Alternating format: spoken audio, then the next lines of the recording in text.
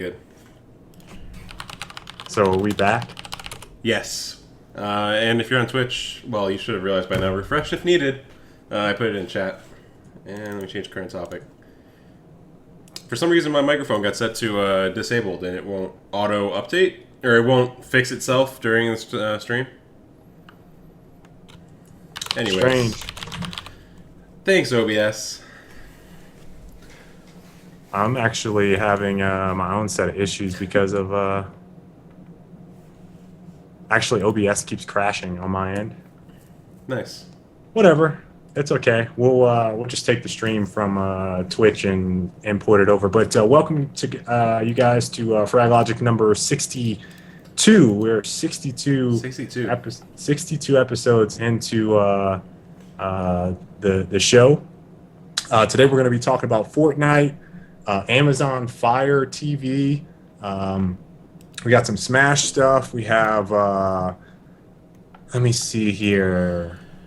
YouTube on Xbox on YouTube. Xbox on YouTube stuff. A couple other tidbits of information in here, but we're going to try to hammer through the show. The big topic, I want to say it's not more so than anything else, but I kind of was stirring the pot a little bit. That's what somebody said on YouTube.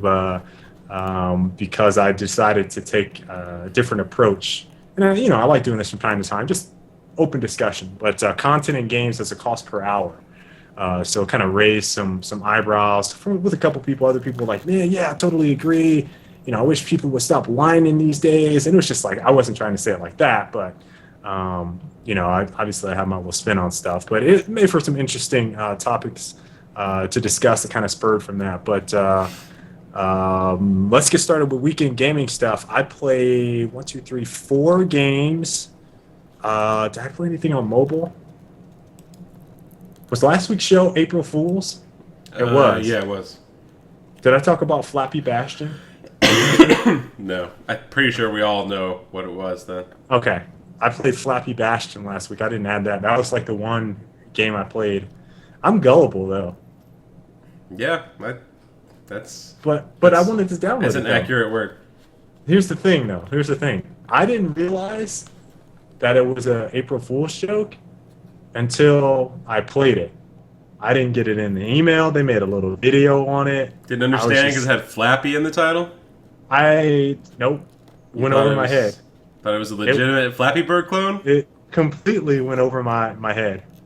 Like, I was 100% lost. Wow. Yeah, I know. So I don't know what to say. I feel ashamed knowing that. I tried to get Kylan to actually play it. She just kind of looked at it. She just looked back at me and looked at it, and then was like, "I don't want to play this. Where's mommy's games?" She was equally judging of you as Christy's games are like. I told you that she was playing. What's it, dinosaur something? It's a dinosaur one, pet one, and then a dog pet one. I don't remember what the names of them are. It's basically like Sims, kind of. But she has this one that Kylan likes where you get to choose your little animal, and then the animal is dirty. So you have like a cat, different colored cat, or a dog, different colored dogs. And it's like all nasty and dirty. So like you clean it off with this little sprayer, and then you groom it, so you like cut its hair, and then you clip its toenails, and then you dress it up, and then that's the game. And Kylan likes that game. Okay. So enough of the shitty ass mobile games. I played Age of Wushu, which is a MMO RPG where you have fighting styles. Jet Li is on the front cover of the game, or like as one of the posters. Is that why you downloaded it? Yeah, it's free to play though. It's on Steam. I played it for maybe half an hour, and I was like walking around the town, and then I went outside the town because I was like, I did like one quest, and then I walked outside the town. I was like, I could probably beat something up right outside the town. So I found a little dog. And I started attacking it. I got my ass whooped, and then I was like, okay, I'm done. I don't feel like investing any time in this. because I don't want to level up to whatever level and do all that stuff. So So Age of essentially, Wushu, it's an MMO where you can only play as a monk. yeah, with a different fighting style, pretty much. You know what's I found odd was character customization only had Asian characters. Only had Asian characters. Now here's the Are funniest you part about seriously this, going to guys. complain about racial No, I'm not. variety in Listen, a I was just expecting. I wanted to be like the Black Samurai. Like, I wanted to be the Black game Samurai. from China history? Well, I wanted to be. loosely taken from Chinese history. So wait, here's the funniest part about this guy. So I was like, fuck, I can't be a black dude. I can't be a white dude. I'm gonna pick an Asian dude. So I was like, I'm gonna try out some names. So like the first one I picked was like dim sum. That was taken. Then I tried General So. I tried something so I can't remember what it was. Uh what was it? So something. I tried so something and it didn't work. I can't remember what it was. And then I tried so white. So I said so and then WIGHT, so white. And then that was my name. So that's my name in Age of Wushu. So white. Because I couldn't do one like so black. I didn't like that. So I was like so white. So that's my name on there. I tried dim sum. Yeah, Afro Samurai. Afro See, Samurai. that's exactly what I was thinking, Nightmare. You knew exactly what I was thinking. That game was awesome, by the way. Guess what? Now here's a little story about Afro Samurai. We actually have the lead animator on Afro Samurai at Edge of Reality right now. It's a cool ass dude. So I was like, oh my god, dude, I played tons and tons of Afro Samurai. I thought the animations in the game were awesome. And he was like, thanks, dude. Yeah, it was fun to work on the game, this and that. And he was telling me stuff like that I didn't even know about it. But anyway, uh, yeah, that's Age of Wushu. Obviously, played some Titanfall, grinding on that. We played a semi match against LGD. Got whooped. Well, they had 6, we had 4, so it's hard to say we got whooped. But I mean, they beat us pretty handily. Slapped But pretty like, bad, yeah. when you get out, they were outslaying us for the most part. But when you have mismatch in numbers with nearly evenly skilled players, and they have more than you have, it turns into a real rompa stomp real quick. Yeah. You know, it was like, I think the scores were 5-1 first match, 4-0, 4-0. So I mean, so. This Relic wasn't too bad, but the other 2 maps we got slapped on. yeah. So I mean, it's like, yeah, I was just kind of taking it with a grain of salt, but I'm really looking forward to private matches because I really want to take our game as a team to the next level in Titanfall, and it seems like Z is really wanting to scrim, so they might go from our rivals to our like buddies. It's kind of weird. The old man's club. Yeah, it's like because we're old and All the old people need to band together. yeah, Be able to gotta keep our skills hot. be able to slap down the whippersnappers. I played. I just bought Planet Explorers the other day, like 2 days ago. Yesterday or the day before, I can't remember. I saw But you it might have been tweeting yesterday. saying you were tempted. Yeah, so I went ahead and bought it. I had $10 on Steam, and here's where I'm kind of like, I don't know if I'm gonna regret my purchase or not. It's like a 3D Starbound. I played 100 and something hours of Starbound. I was blown. I didn't even realize I played that much, but I played like 110 hours of Starbound, and that was $14.99, I think, for early access. Right. This game is 3D Starbound pretty much, and it's $24.99. And I was like, fuck, man, I don't want to buy this game at $24. Like, and it's an early access. It's like, I can't spend that much money on an early access game. There's just no way. Right. So I was like, all right, I got $10 on Steam. I'll just go ahead and put that towards it, and then I'm paying $15 for it. So I don't know if I'm an awful way of thinking. I know that's an awful way of thinking about it, That but is I don't know if I'm going to end up regretting that if there's like another $9.99 game that comes out or another $15 game. And I'm like, I shouldn't have done that. But I just started with it. I don't have too many impressions from it other than saying it is the 3D version of Starbound. So I'm kind of interested to get anxious, I should say, to get into the game and kind of learn some more about it. One thing that's really cool, but it's a tad bit complex, there is a ton of building in there.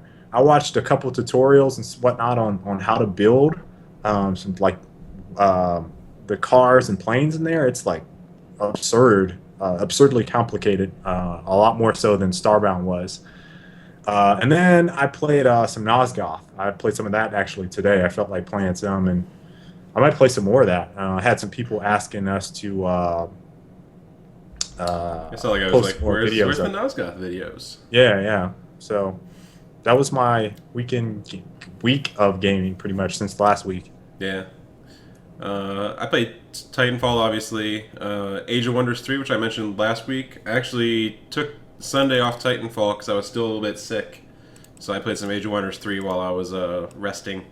So I finished the second campaign mission. These missions take like hours. It's like, I mean, it might be that I suck. It might just be that I suck.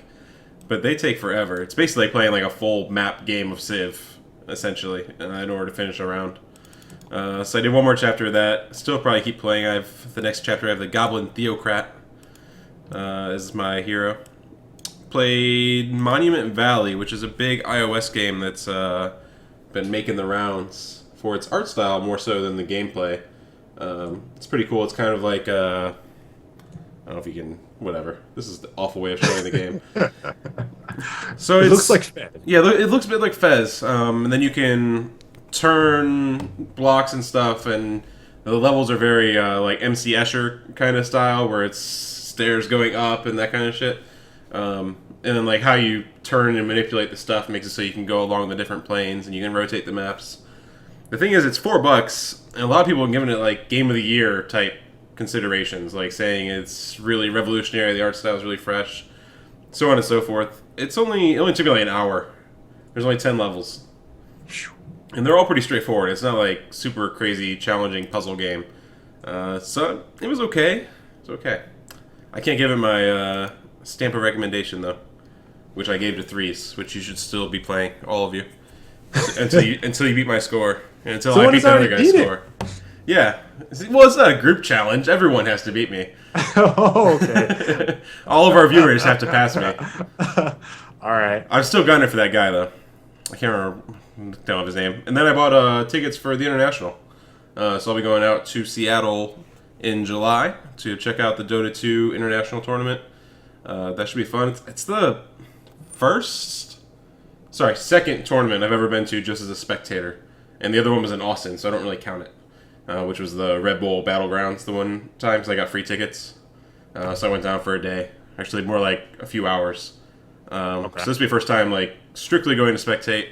Going with my friend Sean Wraith, ZYN, and then a couple guys from work are also going. So should be pretty cool. Also meeting up with Matt Marcoux. So that's 3/5 of Cool Runnings, the 2008 USA Redstone team for WCG. Got bronze. So 3/5 of Cool Runnings will be in attendance. And then we're going to do a video conference or something with John probably. So we'll have 4. So that'd be fun. I'm looking forward to going out to Seattle. I've never been to Seattle either, so it'll be my first time in that city. And I think that's it for my weekend gaming. Okay. It's not too shabby. Not too shabby. Yeah, for those of you guys on YouTube, if there's anyone still there, because it's just so bad right now, just head over to Twitch. Should be golden. Time Warner, killing me, like they always do. You know what helps? Every time that I restart my modem before the show, seems like it makes it a little bit smoother. I don't know what it is though, dude. It's just annoying. I was excited because I opened my ports for Titanfall, and now I'm no longer getting 2 bars. I'm getting 4 bars and 5 bars. Speaking of Time Warner. Ugh. Just So, sickening, nice. guys. Sickening. Ugh. Cannot wait. I can't wait. That Google Five. Google Fi. Got the shirt and everything. Yeah, you know what? There's a couple games that we didn't mention with this. Strike Vector is a game I wanted to check out, but it's way too expensive. It's $24. I was interested in it because we're right next to them at PAX. So I was like, who are we next to? And I was Googling. I was like, who does this game? I think it was Rage Quit Studios or something like that. And they had their game is priced at $24. It looks really interesting. I've kind of read about some topics on the Steam forums. It seems like a lot of guys think the game is awesome, but it didn't seem like there's a lot of guys playing it currently, and I think it's because of that price point. The other thing is Project Cyber. Is that the name of it, Colin? Project Cyber? I think so. Yeah, that's right. I'll go ahead and link this in the description. Now link this in the description. Link this in the chat. You're not getting it on YouTube, sorry. So Colin and I were kind of laughing at this trailer because of some of the wording that was used in there. But I had this game idea, so to speak, kind of bringing back Mutant League football or Mutant League hockey, but making it more like hero-esque. So attaching more of a like League of Legends style thing to it. So it's like a sports game meets League of Legends. And so if anybody has, I mean, I'm giving you guys my game idea. That's my game idea in a nutshell. It sounds like there's starting to be some development towards this genre in kind of sports games. And this one is probably the closest I've seen actually saying that like we have heroes and they're using a sports analogy with soccer. Colin, you actually showed me a mod for StarCraft. Was it StarCraft 2? Yeah, Zerg something league or yeah. So that was probably the closest thing to this that I've seen since then. But if anyone thinks that that sounds like a pretty cool idea, I might try to give this game a try, or you might be interested to give this game a try. I'm definitely gonna see what I can find out at PAX, because that's where they're supposed to be showing the game at. So kind of looking forward to that. But other than that, let's go ahead and get into our main topics for the day, for the evening, I should say. Let's go ahead and start with. There's a lot of good news this week, by the way. A lot compared to last couple weeks, really. Yeah, last week was pretty bad, and I was sick, so it was kind of like, some good stuff to talk about, though. Alpha. Fortnite Alpha.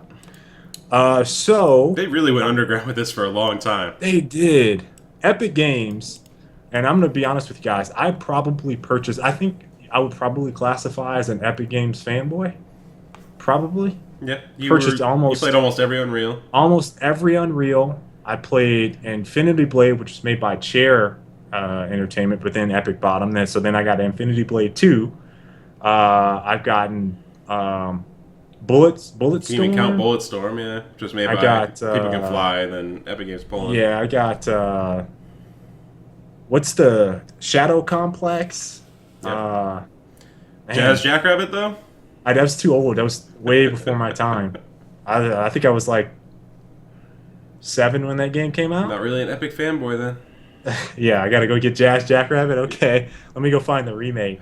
Anyway, I've gotten a lot of Epic games over the years. There's even a couple games that I think some of you guys would be like, "You got that game?" Like Unreal 2: The Awakening. I think I don't even know if that was made by them, but I got that as well. Awakening and the Ori Conflict was the other one. Yeah. So Fortnite was announced like 2 years ago, 2012. Yeah, and there was some gameplay at the time too that they had shown at like some like Carolina event where they were kind of like behind closed doors playing and showing the game, and like that was the only footage of the game for the past 2 years. 2 years, right? But the alpha was announced today. I don't have. Hold on, let me link you guys to the alpha itself. But I have the announcement. Welcome to Fortnite. The site is up and everything. Here's the alpha for you guys if you're interested in signing up. I don't know if that personal info thing is supposed to be there, but whatever. But it became available today. Obviously, we follow a lot of the Epic staff on Twitter. I think most of you guys do as well if you guys have been following us for years. So Pete was tweeting about it. Jim Brown, I think Rackzilla, Flack was tweeting about it. Obviously, the Fortnite account, which I follow, tweeted it out. So it seems like they're about to start ramping up for the game, start getting some news about it. Fortnite, from the gameplay actually shown on Game Informer. Yeah, let me see if I can pull that up for that Twitch is guys. Probably the only footage that I have seen of the game since the video that Colin and I Colin just discussed. back when they first announced the game. And I was kind of wondering what it was. For the last 2 years, I thought it was more Minecrafty than the survival portions of it, based on all the building stuff that we kind of initially saw. But based on this gameplay, it seems more of a Left 4 Dead style game where you just fortify yourself. So Colin said Left 4 Dead with a tower defense style game, and I was pleasantly surprised that there's more shooting involved than I previously thought. Like, for whatever reason, when they talk about the surviving and fortifying yourself initially, I just didn't picture, you would have a character class that would actually shoot at people and you'd have guns and stuff. I just didn't see that initially. But from the gameplay, little bits of gameplay I saw, looks like it's going to be pretty fun game. Several people on Twitter that I follow that are also involved in the Gears community, it seems like, I don't remember if Evolve One and Kregums were both Epic Gamers, but I think they were. I think they were Epic Gamers. So I don't know if they got privilege to get into the alpha or they had, maybe first pass at it. But Kregums on Twitter announced today that I guess their NDA got lifted so they can talk about some portions of the alpha that they got to play. He had the following things to say. And if you guys don't know who that Kregums is, this is his Twitter account. So you guys can feel free to, I think that's it. Let me double check, open that up. Yeah, that's him. You guys can check him out, ask him some questions, and tell him Arctic and Skyless sent you. Yeah, there's also B-Chaps in chat, says he was part of the group. B-Chaps? Nice. He's not entirely sure what he can talk about. Okay, so Raxzilla should have sent an email based on what I was reading. It's kind of dipping in the conversation on what you guys can talk about, but there's some guidelines on what you can say. So Kregum said the controls, gameplay in Fortnite felt so natural that after a match, or so easy, it was easy to figure out and play.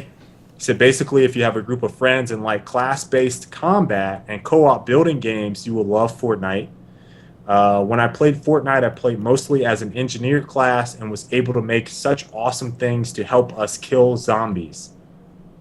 And then Evil One said, Fortnite is one of the greatest games I've played and never wanted it to end. Would always be sad when they shut down the servers. Alpha Private Build was amazing and everyone is going to love this game. I would get lost into Fortnite world for hours on end. So those are some of the comments from people. And these Kregums and Evil were pretty harsh Gears critics. I don't know. They might fall into the same category as me. They might be in that utopian, euphoric, like new, fresh-smelling car type feel with the game. So they have nothing but love for it. Obviously, I haven't gotten a chance to play it. It does look awesome. But I just am really surprised at what I saw because it's not what I pictured. Yeah, what's cool is it's pretty different from other things, from almost everything else I've seen. It's kind of similar to, I guess Starhawk did some similar stuff as far as like an FPS game with building elements, and base building elements. But really, it's not. I wouldn't compare it to that game. You know, on the whole, I mean, it seems very tower defense. Like that's the main theme they're going. It's tower defense, and you're building your fort. So, all right. So let's skip Gears 2, right? So they introduce, or let's include Gears 2. They introduce Horde in Gears 2, and then in Gears 3 they introduce fortifications. Yeah. So I think that team was like the people that kind of I don't know if it was the same guys, group of people who were like, I bet we can build a game completely based on fortifications and horde waves, and I kind of think that's where the idea sparked. So I wouldn't be surprised. Yes, that's Gears 3 Horde is probably the closest thing to Fortnite that I can think of. I wouldn't be surprised if that's probably when they started working on this. Yeah, at least early prototypes. Just kind of deducing what we know about Gears. The timeline works out too. That would have been shortly after Gears 3 they would have started. Yeah. So, I like I said, I'm very interested in the game. There's screenshots are starting to surface. Game Informer, dude, I feel like it's bait, like They're trying to bait and switch. Like, hey, download our mobile app. If you guys watch the Game Informer trailer, it's like download our mobile app, and you guys will get daily content on Fortnite. And it's like, what? Why do you want me to download your app just so I can? I don't know about that. But Game Informer is supposed to have a cover of Fortnite. I was kind of Um, surprised. It's the thing which I read was that if you have like their online service, the online subscription, or whatever, and you could read the article already. But I couldn't find anything that confirmed that or anyone reporting on what's inside of it. So I don't know. I guess we'll hear soon. yeah. Um, Someone says looks like for Sadamas looks like Minecraft plus Horde plus Borderlands. Kinda. I The don't know art if there's style is anything kinda that good. drops. Like I don't know if there's a obviously like you saw him picking up resources in one of the clips. Like he picks up like Right. wood and stuff. Yep. But I don't know if there's weapon drops or anything, or if it's all crafting. This whole idea of co-op in gaming is like really starting to pick up. Obviously, Warframe, super popular game. Theirs is not. I mean, there are horde elements. I think some of the missions are like waves of players, but theirs is more linear with storyline and stuff. But massively popular. Obviously, Gears Horde was super popular. They always talked about Horde being what more popular than pretty much all the other multiplayer modes for a long time. Um, what is Left 4 Dead was super popular, still played. Left 4 Dead 2 still played to this day. And then we were talking about Evolve a couple times on the show now. Yeah. That's coming out. Awesome. That'll actually be out, I think, before Fortnite releases. Um, so that has the co-op aspect of it. It also has like, well, it's more, it's co-op, It's but you're co-op playing first against one, another yeah. player. Yeah, but Also Destiny. that idea of playing together, banding together to take out, a greater cause, bigger cause is really starting to gravitate towards games now. So I like it. It's funny that Chap is also saying that the co-op aspect is huge. I'm not sure how it'll play solo. Since that was another comment which was from, I think, I don't know who said it on Twitter. But that was another thing which I heard from someone who played early. Okay. So, and it's kind of interesting because I think the same issue was with Horde. Like, it wasn't very fun to play by yourself.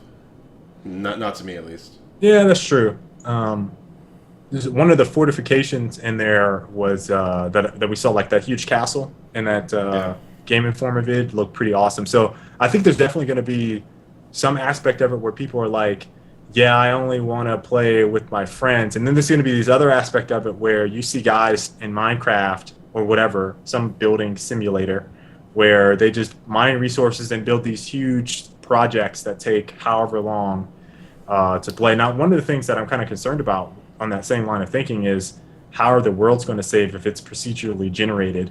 You know what I mean? So it's like you're going to play the same map or you want a different experience every time. So I think people are going to kind of be torn between that. Yeah, I don't know. We'll probably hear quite a bit in this month. I'm looking forward to reading the Game Informer article. Yeah. Yeah. When's it coming out again? They haven't announced a release date, but you can sign up for the alpha. Which will probably be pretty soon if they are doing this big PR push. Right. And they launch the website. So that's about all. That's about all we got on that. Moving off of that, let's go ahead and I forgot to change switch. topic. Oops. You want to go just straight down the list? Xbox One, YouTube app. Sure. Sure that fits. This is pretty big. Especially since I've been actively watching like the Titanfall Reddit. And there are so many clips being posted for the on OneDrive. And it sucks. Like, I know the quality's okay, and the like website interface is okay, but it only works for me like maybe 20% of the time. And if you have to like rewind the clip and click somewhere else in there, it doesn't work for me hardly ever. So it'd be nice that those clips will now be on YouTube for the most part, I imagine. I mean, obviously people are still going to have to manually attach their YouTube account and upload it, so I don't know if it'll actually kill OneDrive use, but I am looking forward to fewer OneDrive clips. It just drives me insane. And I feel bad, because, like, if the system worked really well, I'd be like, hell yeah, it's a YouTube competitor that has gaming clips and everything's perfectly organized. everything's on Xbox Upload, which again, like you can't browse those online anywhere. You have to do it through the app. Ugh. Like I wanted to look through. I wanted to look through clips one day. I was like, all right, I got some time. Kind of interested to see what like the top Xbox Upload. You can't find it anywhere. Like if you look on your phone or on a computer, you can't view those at all. So going to YouTube would be nice. I imagine that people who use it have frequently wanted to be able to go over to YouTube. Right. I said this with Twitch. I am interested to see how this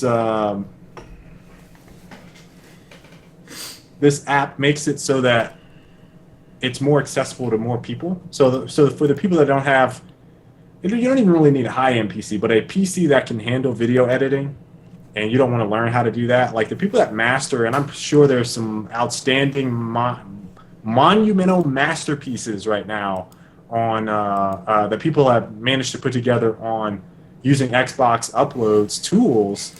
But for those people that don't have the high-end PC or the mid-grade PC to get Adobe Premiere and download, or I'm sorry, and edit and upload videos to YouTube using it that method, this is going to be their alternative, and I think that we're going to see a explosion very similar to Sony and Twitch, or Xbox and Twitch announcing how much of an increase they saw in the number of streams and people using the service.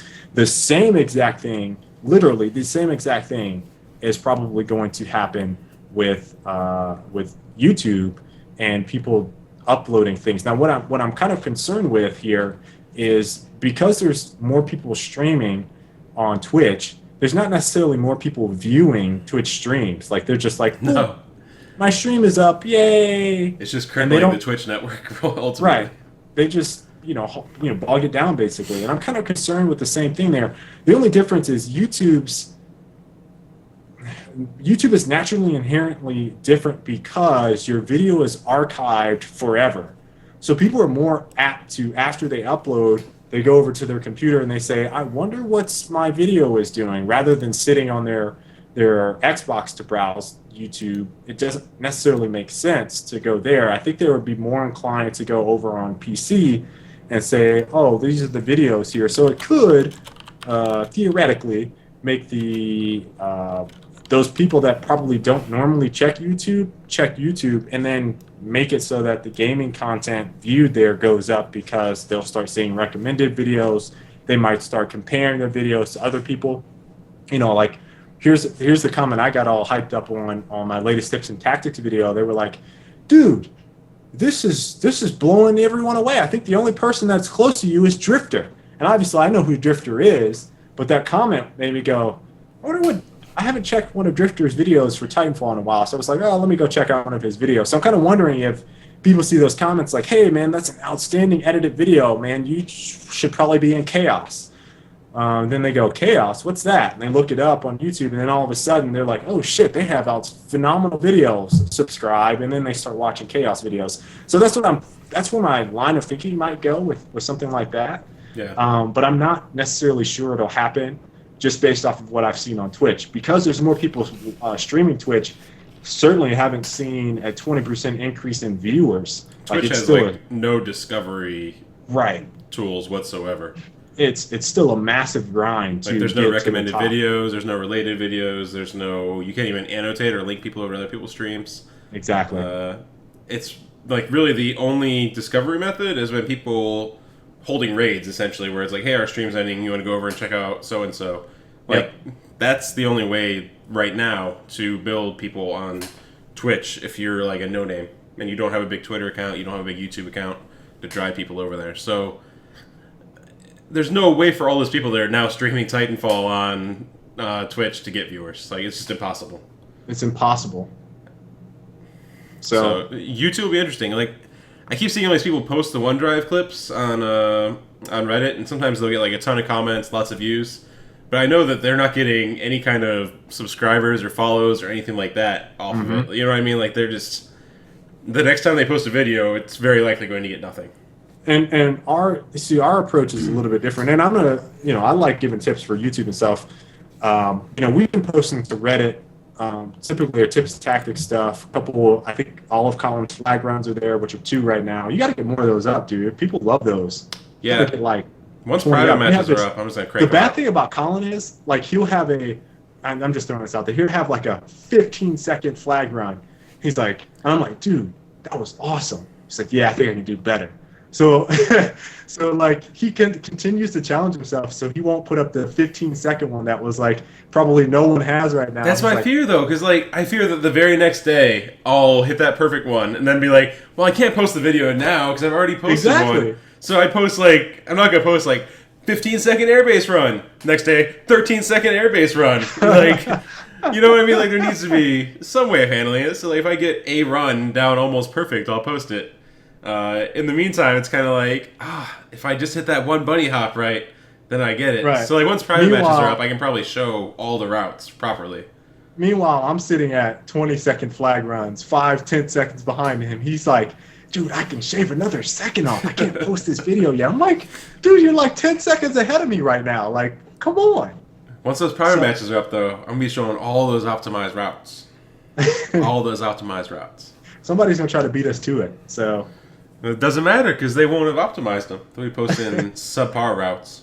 I will say, I don't know how Twitch works with Reddit, but for YouTube, it has been a great. If you have very good content, sometimes it gets missed. It's very much so title based with how you get your views there on Reddit. But if you have good content, it is another very good source of new subscribers and new people. And we've already had several people comment like, "Are you guys the same ZYM from Gears? Are you guys the same ZYM from Monday Night Combat? Hey, wait. Did I play you guys in the Battlefield tournament? I remember you guys." It's like, yeah, that's us. I'm Same surprised how guys. many MNC people are like, Yeah. oh, wow. Oh wow. You know what? It's because we were so far ahead of people. Like shit. I mean, Yeah. like just It was fun. dude, it just wasn't close, and then we just disappeared. And so we have like this legendary like almost I would have folklore type presence there. So it's like, man, you guys were so good. Like we played you in the tournament, and it just wasn't close. So that's just something to kind of think about with that. But yeah, that's kind of our thoughts on the Xbox app. I think it is going to be one of those things that makes it very empowering for a lot of people. And I wouldn't be surprised, like I said, if the YouTube traffic there picks up a lot more so than the traffic on Twitch, just because YouTube's discovery is much different than Twitch's discovery, which is something I think Twitch needs to really think about with their apps, is how can you get the viewer or the streamer to also get involved with the community and start viewing, because that really goes hand in hand. All right. Xbox shows and Fire TV. And just lump them both together. Yeah. That's fine.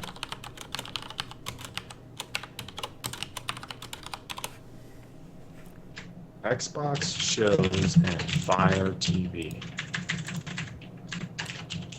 So Xbox is making a pretty big push on these shows. I'm not sold. I'm like, here's the thing. House of Cards is awesome.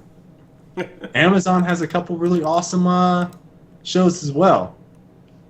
Maybe Xbox can make some decent content here, but I love Michael Cera.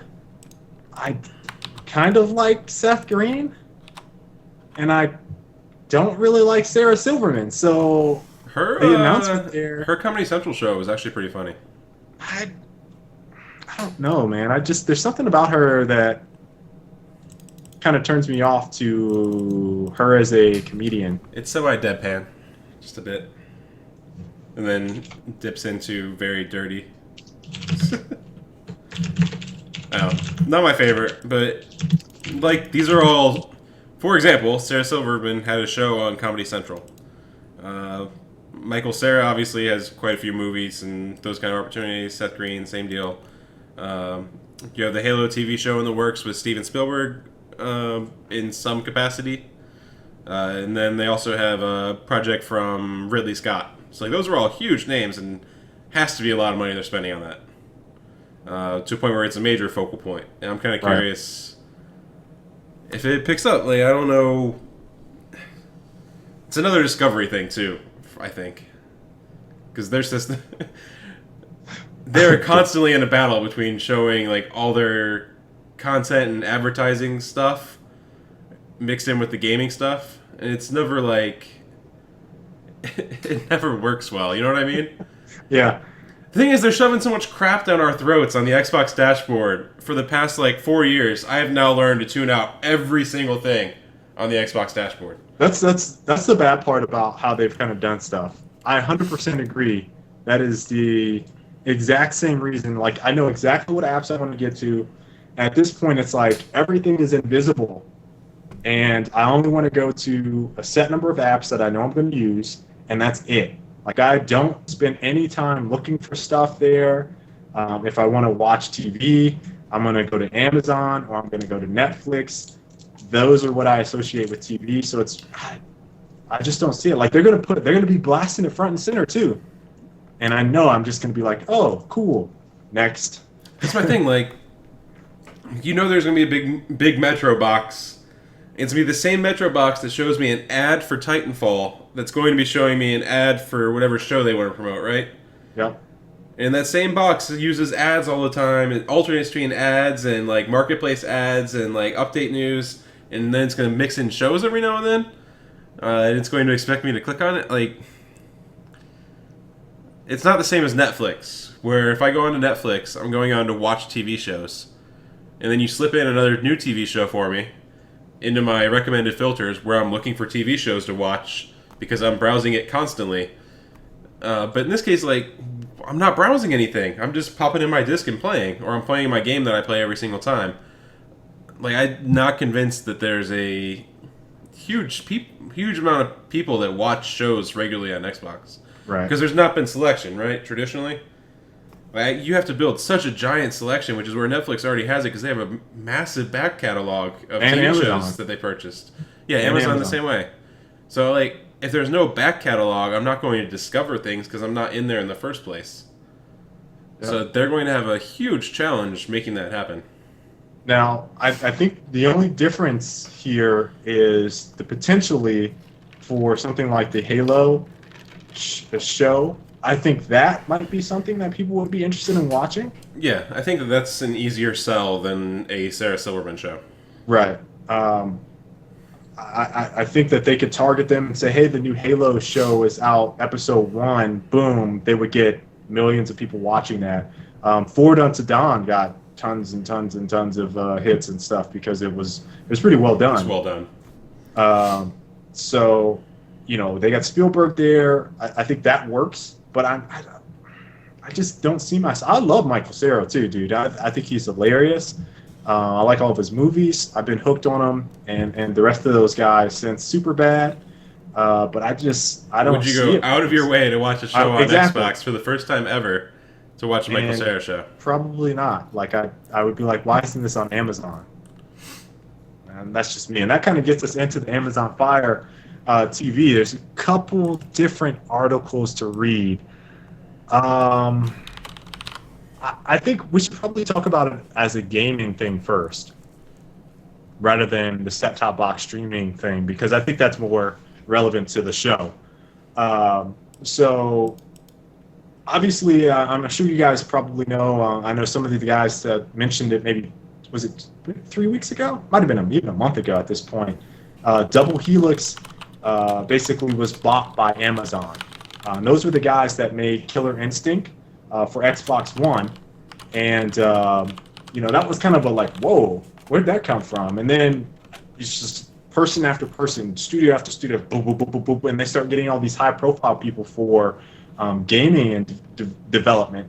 And then not too long ago, they announced Amazon Fire TV, which acts as a kind of like a Roku box or a what's the other one? Google Chromecast, or there's one more I can't think of. Is it TiVo? TiVo was the one that also kind of had some similar stuff. I don't even know. They're probably still making lots of money. I imagine it's still a major thing. But I just don't know.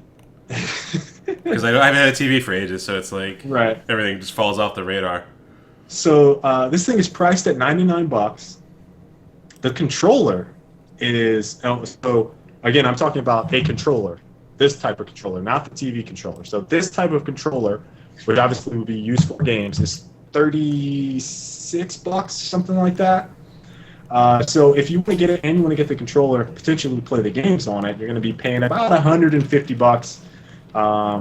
And then I think if you're a Prime member, you probably get free shipping with this one. So I'm going to say about $150 with this to play games on it. And from the article I read on Polygon, which Colin, you linked the Verge one. Yeah. So the Polygon article that I read, it sounds like they want this to be what the Ouya was, but perhaps a little bit more focused on. Yeah, I'm gonna stick with that. Because that's a more accurate, I think, comparison. The interesting thing that I saw that I can't remember the guy's name, Frazzini in that article, but he was quoted saying that they want to make games like Minecraft, The Walking Dead, and The Room, and so that's their vision for the types of games they would want to make versus games like Peggle or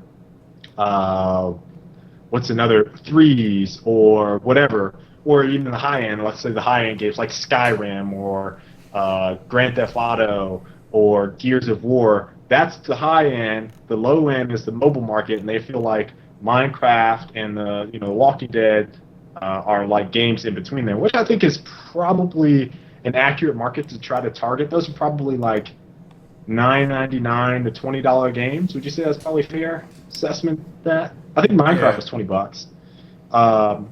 So I'm kind of wondering. There was actually one comment that really stuck out with me for this particular device as a gaming device, and it was only. Now, mind you, this is really different to me because I am now a parent. Someone said, and I'm not sold on the Wii U, but I would buy the Wii U for my daughter, potentially. But someone was like, you know what? I feel like this would be a good system to have for my kids. And I was like, you know what? That's probably right. Like, I could see Kylan at the age of 4 or 5, if she can manage to hold their controller, which seemed kind of big, playing games on that for $9-10 versus me giving away my Xbox or buying a Wii U at $250. This is $99. Has some games on it that she might potentially like, and there's utility there for me because I love Amazon Prime and Amazon Instant as a viewing service. I think it's awesome as a streaming online service. Like, I use it probably equivalent to or a little bit more than Netflix because they have more selection there and newer releases. So I kind of thought about, like, I probably wouldn't game on it. Maybe they might have 1 or 2 games that I would play. Who would play? Oh, Christy might like it. Oh, you know what? I think Kylan would love this. Would you say it beats out using a Xbox 360 arcade edition for the same purpose? In the sense that it's like cheap games. There's a large catalog. You can install Netflix. You can install Amazon. I think. I'm not 100% on that. What's up, Jaden? But like you can do a lot of the same things with an older console without necessarily upgrading. True. To a point where I guess the big thing is, like, if they keep developing and adding features, like, I'm not sure what the features would be. But I guess that's the defining difference there, is if it's a living service. So, I can see some of the value. It's just I'm having trouble seeing where it provides something extra that you would want? Yeah, I mean, like, they're not going to install Netflix on there, right? Like, that's probably going to be a given. That's probably not going to happen. So you're probably stuck with just Amazon services on the Fire, which I feel like already limits it quite a bit in terms of what you're able to get. Now you're speaking from, you're not a Prime member, right? No.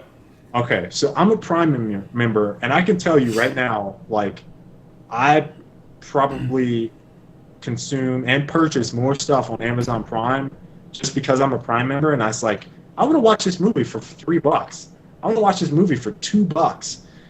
because I either haven't, I can't go to the movies theaters that often, right? So that's an issue for me. And I do buy a lot of products online, so it's like that free shipping stuff. 2 day shipping for being a Prime member is fantastic. So it's like the value for me there is like I could see myself purchasing that. On top of that, now listen here, guys, the smart TV that we have for Samsung is getting rid of, and I don't know if Amazon did this or Samsung, as of March like 28th. So like 2 weeks ago, 10 days ago or so, they got rid of the Amazon app there. So this is our TV in the bedroom. I can't watch Amazon there. So, obviously if I wanted to say, okay, if my daughter's going to use this eventually, we could move it. But for me, if I'm going to use my Amazon Prime stuff, I can't I can't do it on Xbox. Have you seen their app? It's not good compared to what it should be. So for me, it's like I could potentially see myself using it. And then the game stuff there is like an added bonus, potentially. The game stuff seems like a really weak offering. Like, no matter what they do, it's going to be pretty restricted based on the specs. Yeah, I mean, like I said, they have that target game genre-esque, I don't know, set of genres that they feel like they can niche. But I mean, it's been the same issue that Ouya had in that regard. Right. Where it can do games, kind of. And the type of games it can do are the kind of games you expect people to play on the go. So I don't know. Like, I can see. What's really weird to me though is just like they hired some really talented developers, and I still just don't see how it's going to affect the game side of things.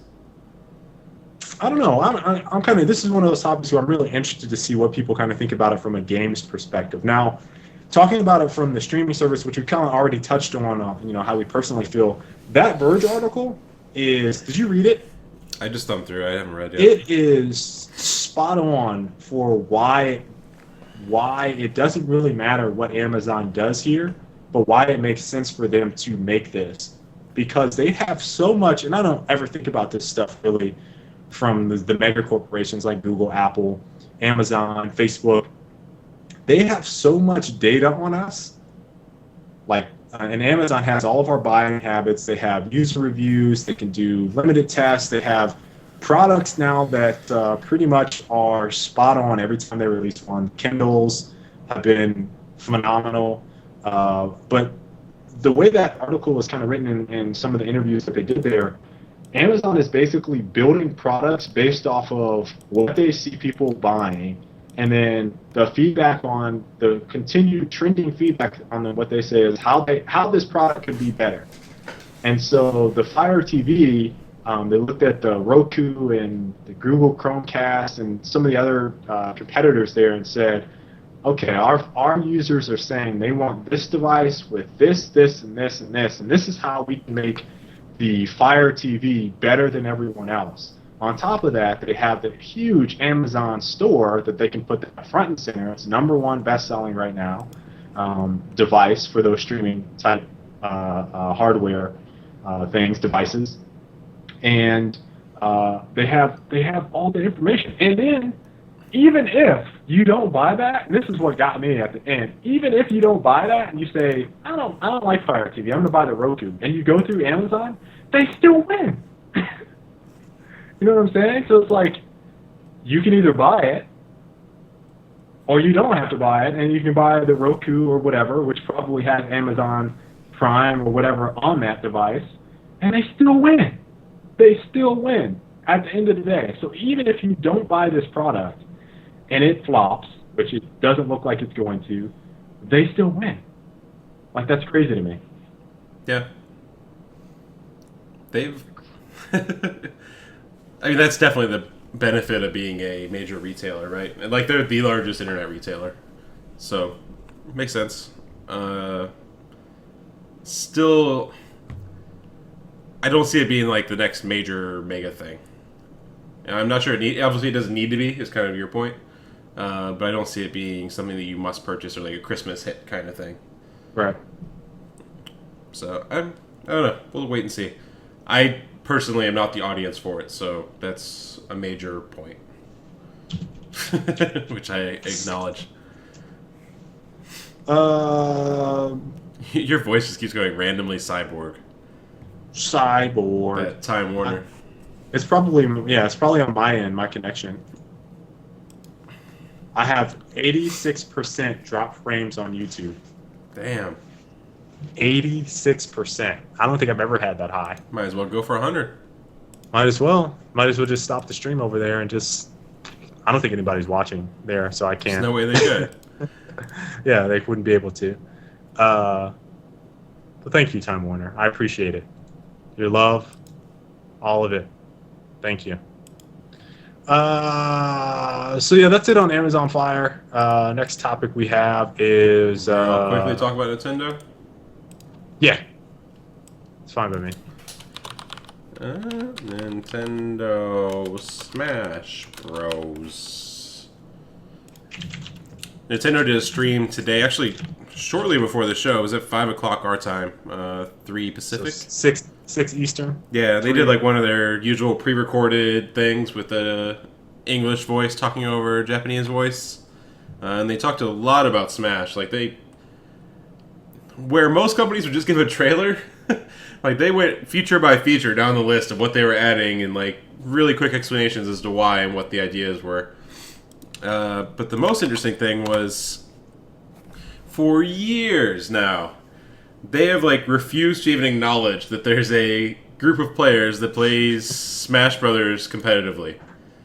Despite it being a really large group of players, like it's not like it's some super small niche thing. Like there's tens of thousands of people that play Smash competitively globally.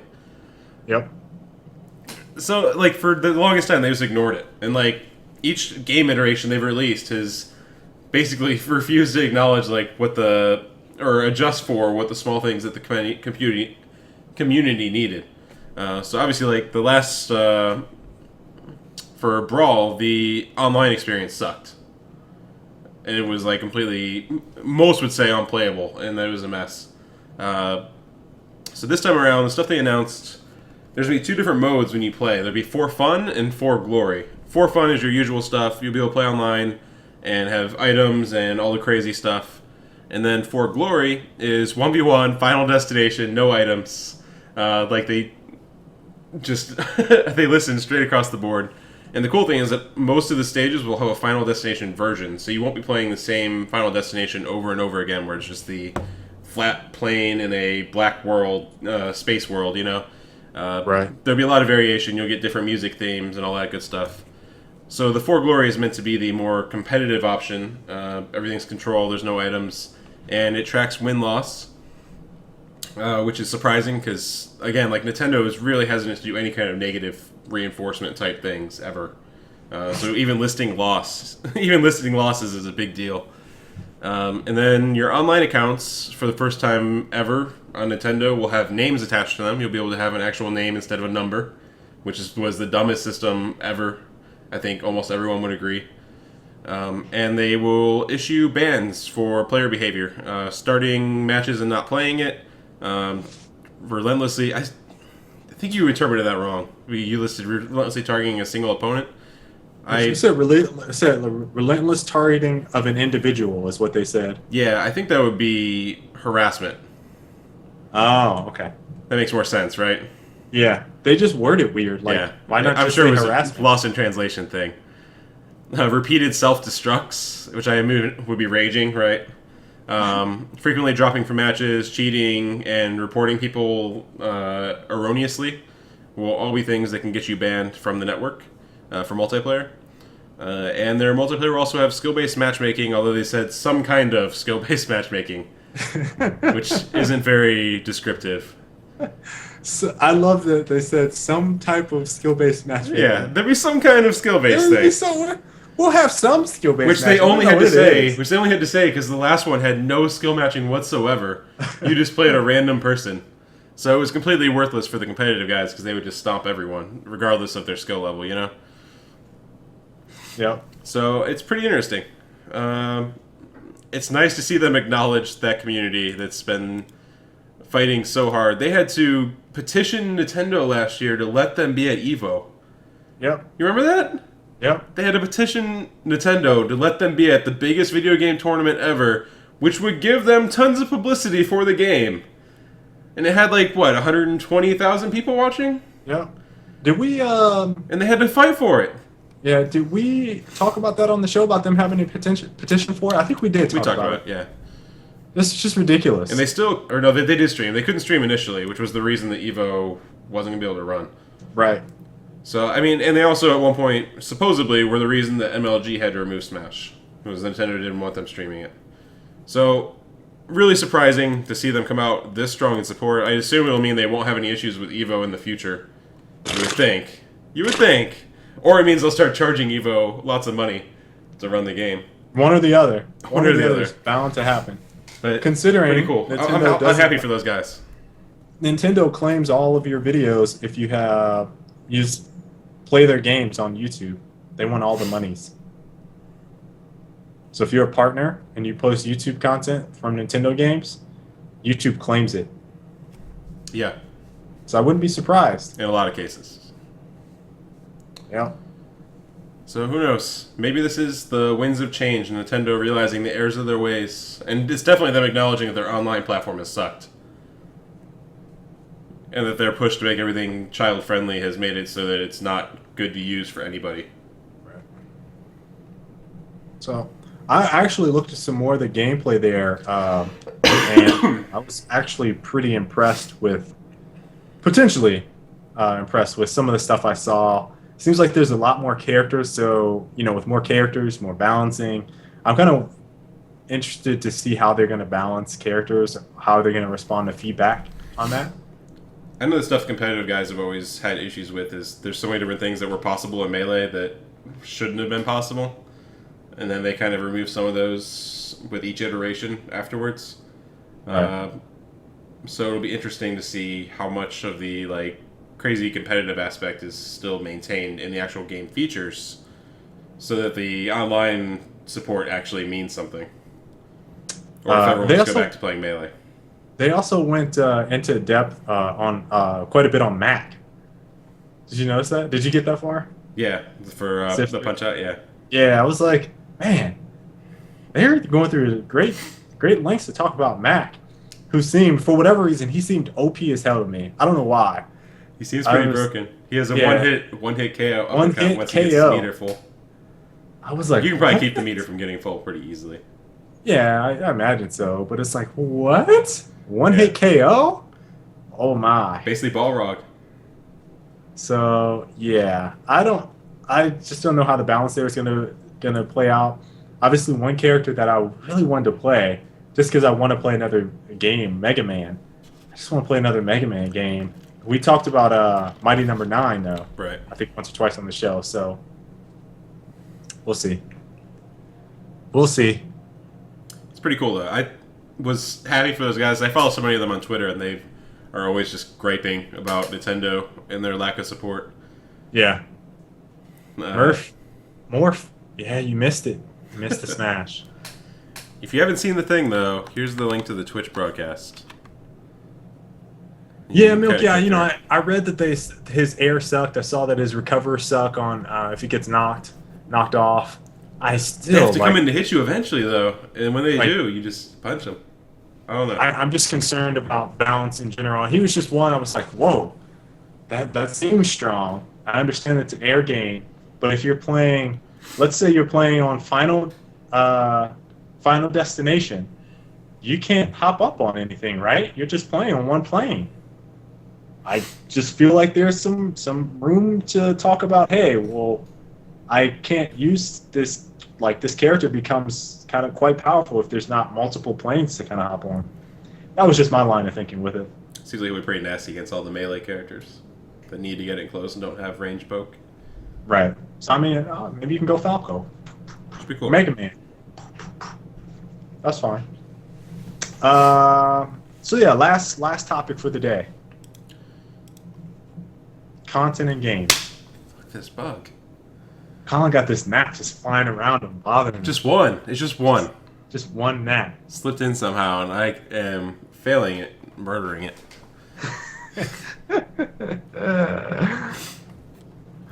Oh, yeah, so I actually turned off the stream on YouTube, so you guys don't get robot voice here anymore on Twitch, and we can make this upload to Twitch all nice. So hopefully the robot voice is gone. Sorry for YouTube folks. Anyway,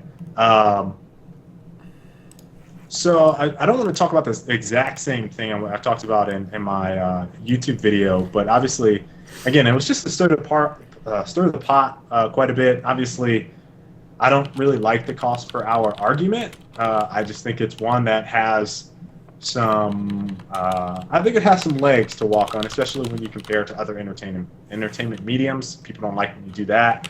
I kind of used movies as an example, but one person in particular.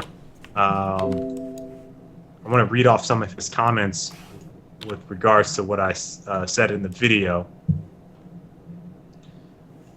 It's Mike J Sets 123 something like that. Jets. It's Mike Jets. Mike Jets. Looking for it. There it is. Mike Jets.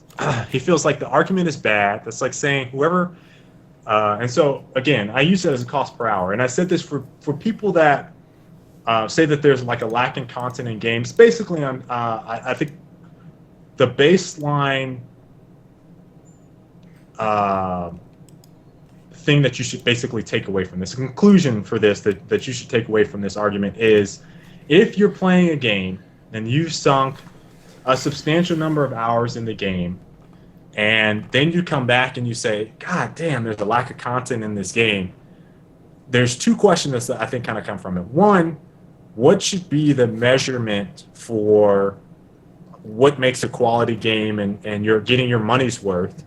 And two, if you aren't happy with the game, why are you continuing to play it hundreds of hours into it and then say, shit, this game has a lack of content, versus getting about 20 hours into it, realizing that there's not much more that it has to offer, and then saying, well, what? Let me go take this back. Or if you repeatedly have this happen, if you feel like this is becoming an industry trend, why not rent games or wait until you see what other people say? I know some people do this, some people don't.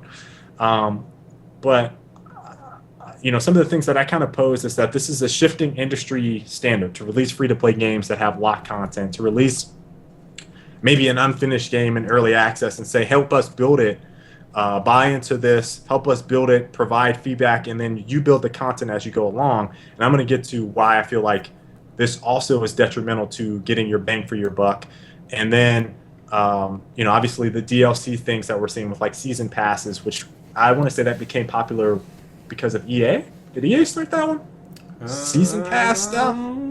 I think they did. Probably. I think that sounds right. like EA's. It was either them or COD. I think the conclusion that you should basically get is, if you're not getting your money's worth and you determine that the game doesn't have the content that you want or whatever, you should be able to determine that I don't want to play this game anymore. I should stop playing it. And then you trade it in, you do whatever, you get another game that fulfills that promise of playing a game. First question I have for you guys in chat, Colin, what do you feel like at $65?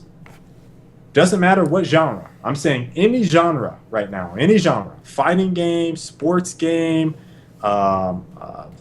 shooters, RPGs, action RPGs. What should be the baseline minimum number of hours that you should have fulfilled out of that game? Oddly enough, and ever since I was little, I've given this. My connection's been $5 to an hour, and I've always had that since I was little. I think it probably goes back to the movie thing, because when I was little, that was my choice. I could spend my $5 going to a movie that was like an hour and a half, which is funny because now they're like 3 hours and like $15. Or I could go save the money and get a game eventually, or rent a game from Family Video or Blockbuster, and then play for a weekend, which was the other option, And if I get like 10 hours out of a game, I'm happy. If I enjoyed those hours. If I get like 20 hours out of a game, it's like, okay, spent it was a good purchase. But I mean, obviously it depends on your own budget, and it depends on Zach, you know, but to me, like complaining about the content is like, let me see. So if you're at a restaurant and you have your meal in front of you, and you kind of look at the meal, and it's like, okay, this seems kind of small, but whatever. And you take the first bite, and you're like, wow, this is really salty. Like, they put way too much salt in this. And then you finish the fucking thing, and then you go to the back of the house, and it's like, hey, that thing you just fed me is way too salty. And then it's like, I want my money back. Like, that's, to me, the equivalent. And I feel like you get a good picture of what you're getting from trailers and gameplay videos. Like, there are so many different ways to know what you're signing up for when you purchase a game now. Like, you can watch the whole game online if you wanted to. So to me, it's like, you know what you're going in for, and then you're going to play it to a point where you're done, and you're going to get all the content. Because people are complaining, you're saying there's not enough content. So that means they went all the way through, they unlocked everything, they played to whatever level, they played all the maps multiple times, they finished the single player of a game, which is usually like, 8 to 10 hours, say roughly, maybe 5 on the low end. And then you finished it. Like, you finished it. And then you're saying, like, well, there wasn't enough content for me. But you knew roughly how much there was. You knew what you were getting. You played all the way through, and then you're complaining after the fact. Like, to me, I don't get the content argument. I just don't understand it. And the only time I've ever complained about content in a game was Gears Judgment. Gears Judgment? Yeah, I think that was probably the only one that both of us were like... Which we knew going in. Maps? We knew going in there wasn't much content, and we bought it strictly because we were fans of the series. Right. But if, like, they announced Battlefield and they said there'd be 4 maps, I wouldn't buy Battlefield. Right. So, I mean, like, if you bought it and you played it for 15, 20 hours and you've seen all the content, and then you're like, okay, that wasn't enough for me, then I feel like you've already... Like, you knew what you were getting. Right. Is what I'm saying. So, to Zach Owen's point, he says enjoyment isn't measured in hours. That's fine, but my question wasn't if you enjoyed a game. That's fine. I'm asking what the minimum baseline is for a game that you feel like you should get out of it. How much should you get out of the game? No one's complaining about the quality. No one's complaining about quality. It's not a factor in what I'm presenting right now. It is purely if you purchase a game, how long do you feel like? And this is personal preference. What do you feel like is the minimum number of hours? You can go by genre. You could say, hey, I'm playing RPG right now. I feel like I should get maybe 100 hours in this RPG. That's your minimum baseline. Hey, I'm playing Madden right now. I feel like I should probably get 200 hours. Hey, I'm playing this single-player campaign, $60, BioShock Infinite. I think I should get 10 hours of gameplay in it. I'll buy it at $60. Maybe they'll add some DLC. I'll be good with that. My question isn't if you enjoy the game. It is, what do you think is the minimum baseline for you to say, okay, I got my money's worth in this game? It could be anything. And I think that's where my difference is. Of course, I agree. Enjoying the game is just as much, is just as important as what you should get out of it. But if you don't enjoy the game in the first place, you're not going to play it, right? So you're going to get 2 hours in and be like, man, this fucking game sucks. Right. This game is terrible. Why would I continue playing it? Like, it's just exactly what Colin said, and this is to the point to that. Like, if you don't enjoy the game and you're at hour 2, why the fuck are you going to hour 40 in it and still complaining? And then your complaint's not going to be that there wasn't enough content. There's not enough content. Like, that's not going to be your complaint. It's going to be like, wow, that was shit. Like, right. That we're not presenting. It's one thing to complain about your meal being salty. It's another thing to finish it. You know, like that's what I'm saying. Right. So that's the difference, and that's where people aren't discerning this argument very well, from what I've understood from reading comments like this beer argument I'm going to read, and your assessment of that. I'm not saying enjoyment is a factor. Enjoyment is a factor because if you didn't enjoy the game, you wouldn't get past 30 minutes of the game. Like you wouldn't, right? Yeah. Like I don't enjoy it. Like I'm playing this game, the controls are bad. Oh man, I don't like that. That's buggy. I'll try to. I'm done. Like that should be your reaction to. That's what I do. Yeah. Most people do. Like so, enjoyment is obviously a factor, but I think that your assessment of what I'm presenting to you as a question is incorrect.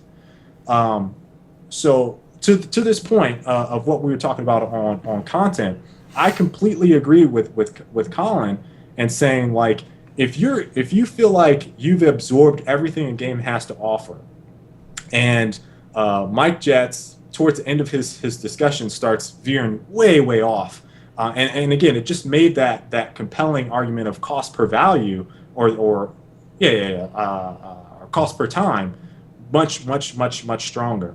But basically, from an enjoyment standpoint, if you aren't like we said, if you aren't enjoying something, then just stop.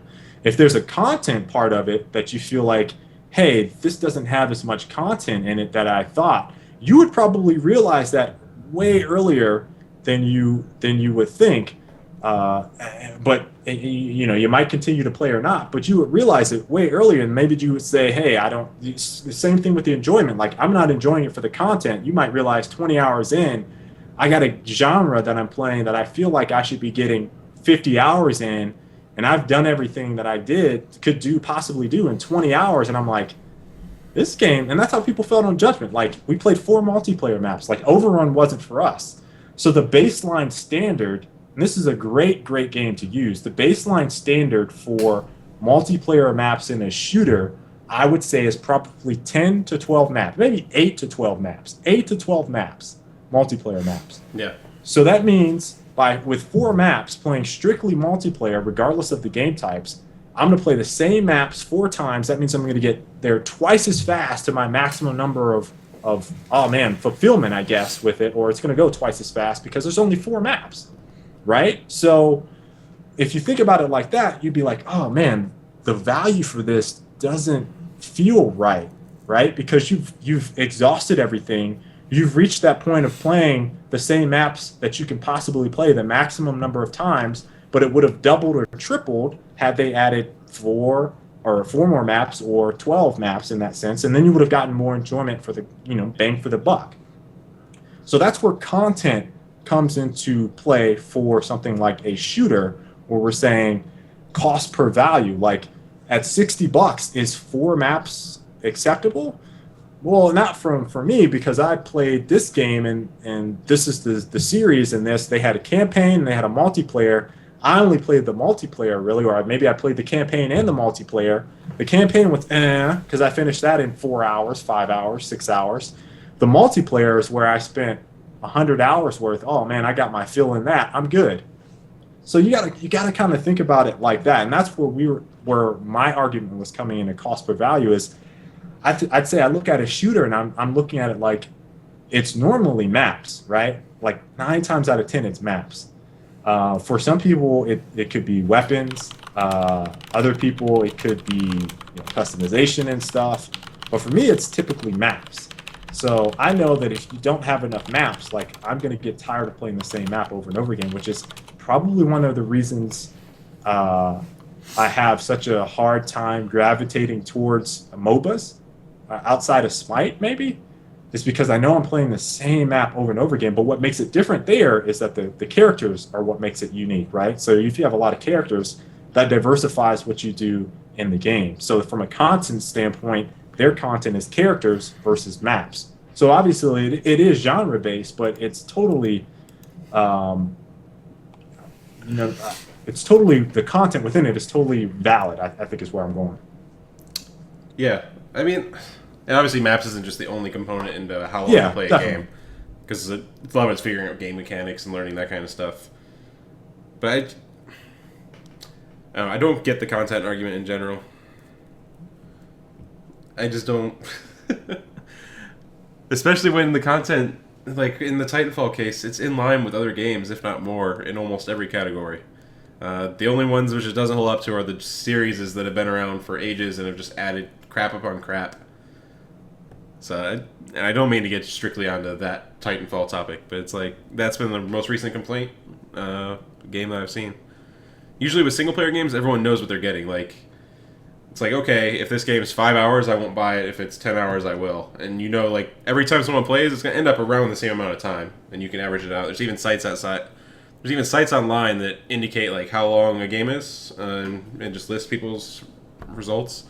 So if you bought strictly based on that, content does not equal hours played? Really, Zach? It is in the context which we're talking about, which is people saying Titanfall, blah, blah, blah, didn't have enough content. That's the way people keep saying it. No one's talking about the quality of the content, which is a whole different argument. And if you don't enjoy the quality, then you're probably not going to hit the quantity aspect, which is what we're trying to say. At least you shouldn't. You should just play something else if you aren't enjoying a game. You know, like, you shouldn't get to the point where you're like, okay, there wasn't enough shit for me to eat. So, you know, like, that's not, like, you're like, oh, this is shit, I'm not gonna eat it anymore.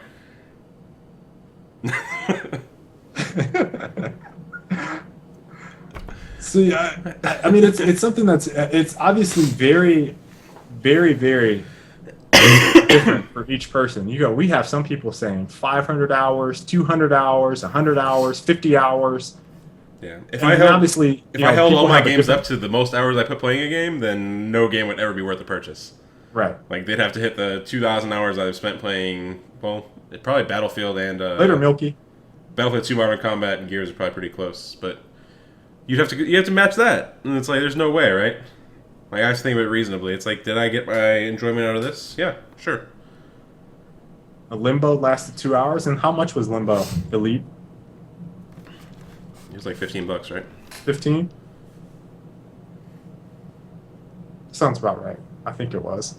I mean, like, I beat this Monument Valley game in like an hour. It was $4. I got a moderate amount of enjoyment out of it. Like, I didn't terribly enjoy it. There's no replay value whatsoever. I feel like that wasn't worth the money. Because of lack of content, because it ended really quickly. You know what I mean? Like, the content was okay. I would have kept playing. I would have expected it to go further on, but it didn't. So I was kind of disappointed in the end when I finished it. Multiplayer games, I think, follow a whole different standard, personally.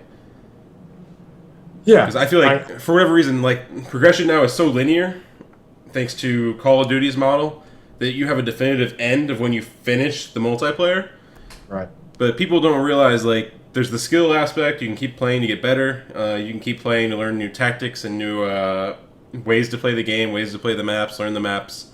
Like, there's not charted progression past the game that's past the final progression. You know what I mean? I don't think people will realize that a lot of times with multiplayer. And they just strictly draw it at, I got to max level this fast, and there's nothing left for me to do. And now there's not enough content. But then you can still play. You know what I mean? Like, there's infinite replayability. And that's what the game is made for. It's not made to just finish. So I don't think they follow the same model as far as, like, hours played. To me, hours played is a reflection of the quality of the content and not the actual quantity of content in a multiplayer game. So if you play a game for 30 hours, you probably thought it was pretty good. Right? Like, even if you finished all the content 5 hours in, if you played it for 30 hours, you probably thought it was pretty good quality-wise.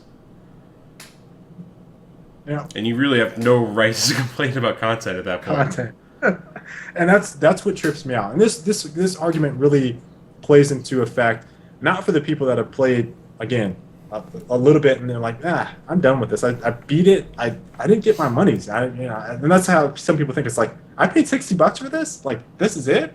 4 game modes and 4 maps or whatever people say about things in the past. It's like, if you continue to play and then have the audacity to say, I didn't get my money's worth, this thing lacks content. And what Mike Jet said is something like, there's nothing else for me to play. There's nothing else for me to do on the Xbox One. And I mentioned, and this is why entertainment comes into play. It's like, again, it could be generational differences. I don't know. It sounds like this guy's older, but it could be generational differences. He talks about getting a beer and stuff. But, like, I have my Xbox 360. I have my PC. I have my phone. I can go bowling. I can go watch a movie. Like, if I want to play games, I can play other games. Some people might not have that option. I'm not saying that my case is the end-all, be-all case for everyone.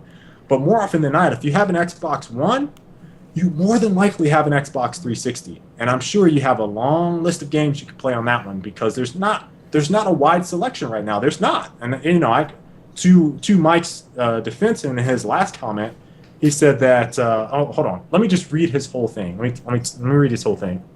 So he says it's a bad argument.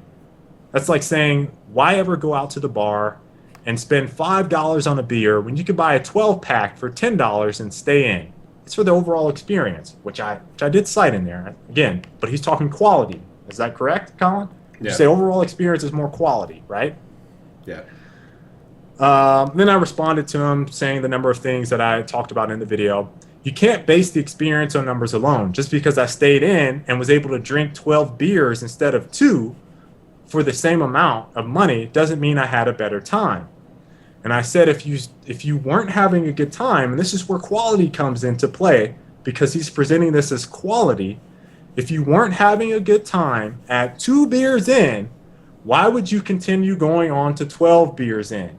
Exactly what Colin said with the meat. Like if you taste some steak and it's really salty, don't eat the whole fucking steak. Take it back. Don't drink beer number 3 if you didn't like beer number 2. Go get some wine coolers. Go get another beer. Go get some champagne. Go to another bar.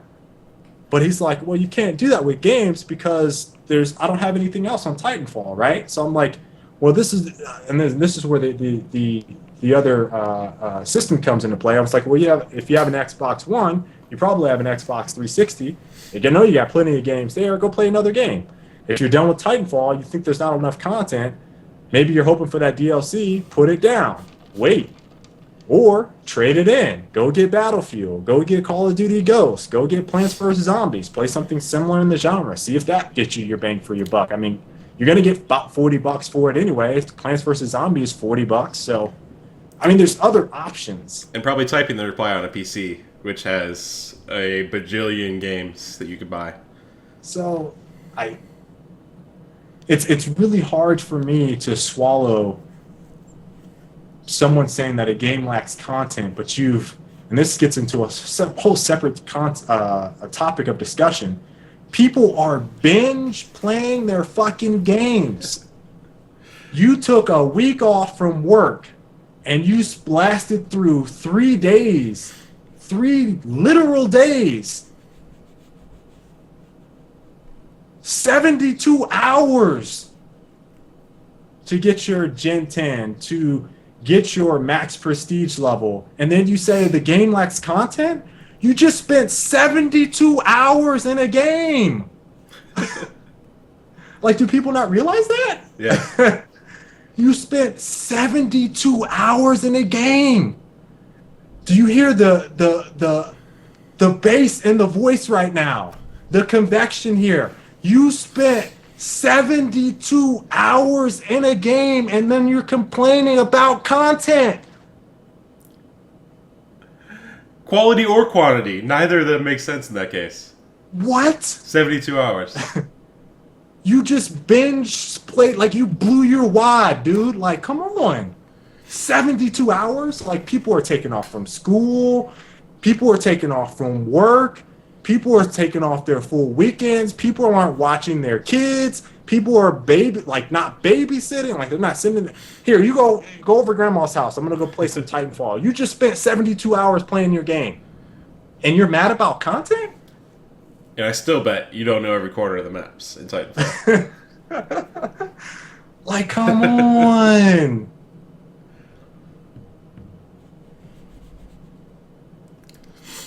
Yeah. And this is where early access comes into play.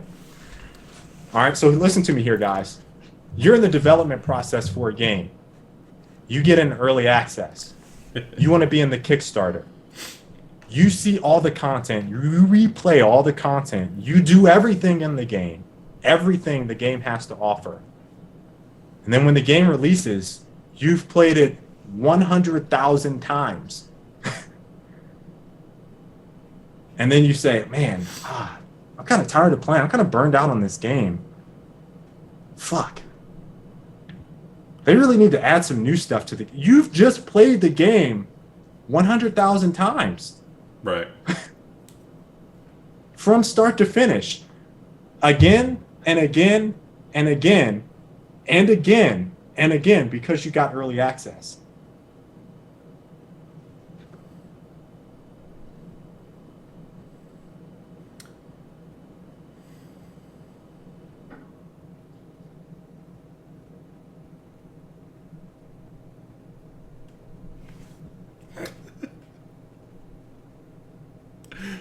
Go.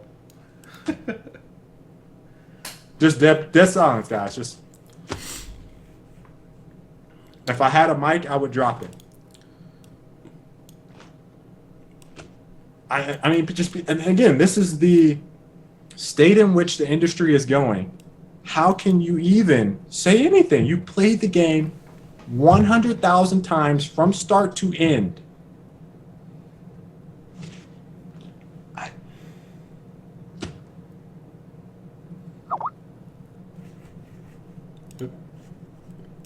Sorry.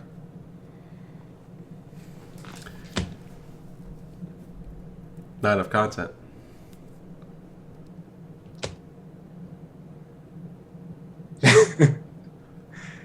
And this is what bothers me the most right now. Like, just seeing people talk about content, but you took off from work, you got early access, you paid to be in the beta, you did all this stuff, you've played the game countless number of times.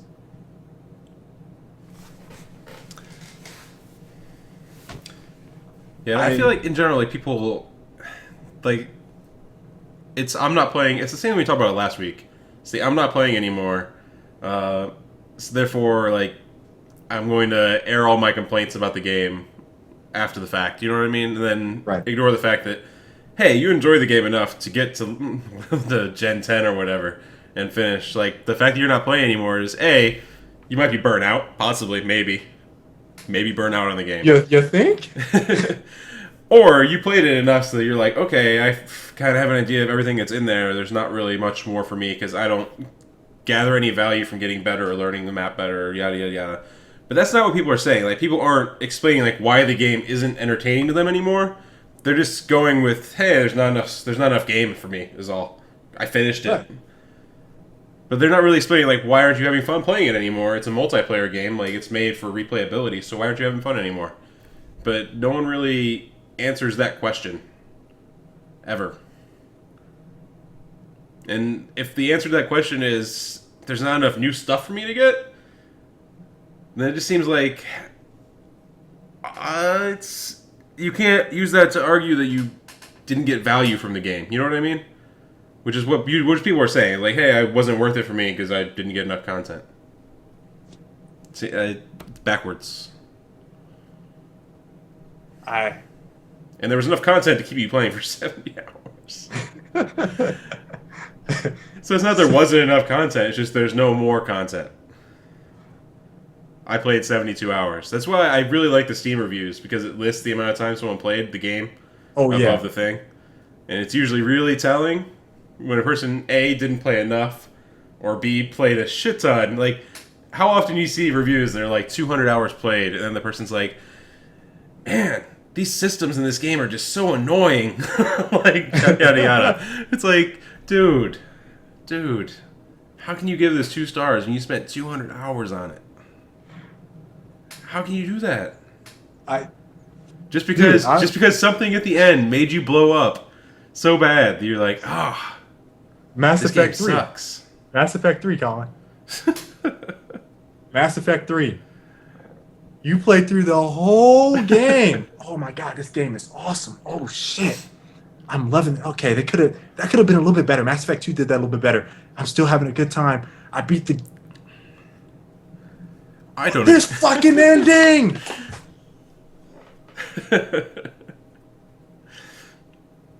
See, at least with story-driven stuff, I get a little bit more than multiplayer. You know what I mean? Because story-driven stuff, it's like you're playing for the playing for the story. So I mean, like I can get the story stuff. I can get why you might feel like a game sucks because you finished it. I know. I just thought I get that stuff. But if you went back and played the game a second and third time, and then you posted a bad review, I would call you a liar. I call you a liar. They petitioned to have the game ending change. Oh man. Yeah, I would call you a liar if you played it a second or third time. You still wrote that bad review because you hated the ending. I just love the Mass Effect one because we went off on that one as well. Like, you don't fucking write to the director like, this movie fucking sucked, and then they go change it. Like, that doesn't happen.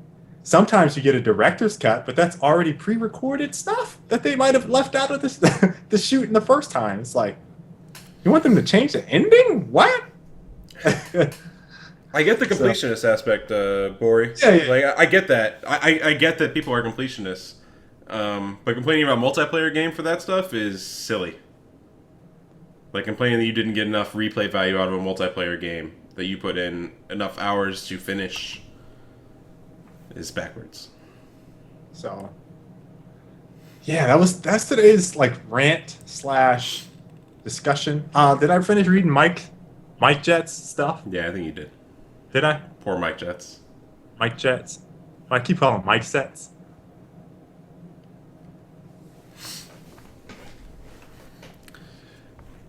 Let's do some Q&A. All right, Q&A time. I'm sure everyone has an opinion on this in general.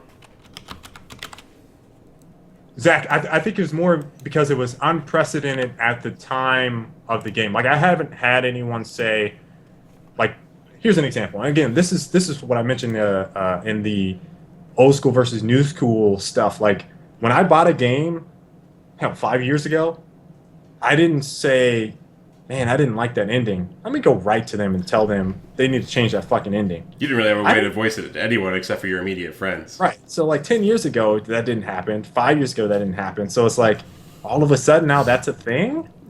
It just seems weird. Now everyone's Like, got a voice.